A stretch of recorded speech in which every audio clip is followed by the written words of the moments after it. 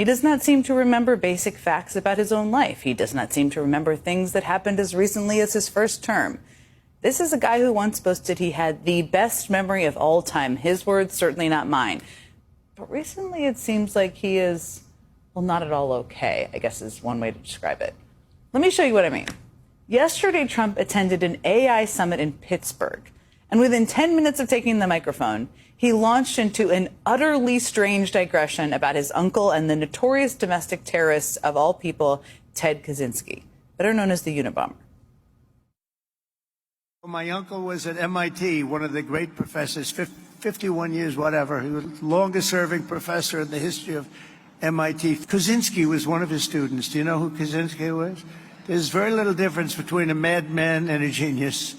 But Kaczynski, I said, what kind of a student was he, Uncle John, Dr. John Trump? He said, what kind of a student?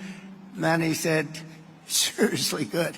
He said he'd go around correcting everybody, but it didn't work out too well for him. But again, to sum that up, Trump says his uncle taught the Unabomber at MIT, and apparently the question of all the possible questions Trump asked him was what kind of a student Kaczynski was. And then he felt the need to share the detail that the Unabomber was a good student to some perplexed people. And yes, that's a pretty weird, pretty creepy thing for the president of the United States, or really anyone to say at an event that was supposed to be about artificial intelligence. But it gets weirder.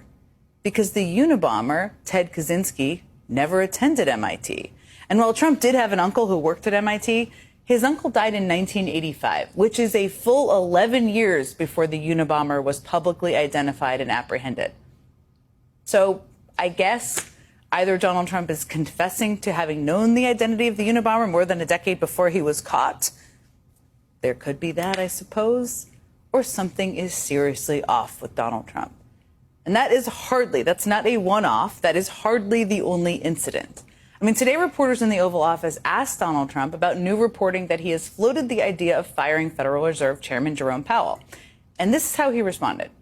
He's a terrible Fed chair. I was surprised he was appointed.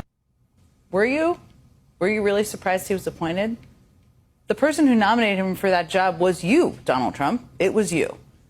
Trump picked Jerome Powell to run the Fed during his first term. There they are, right there, being announced.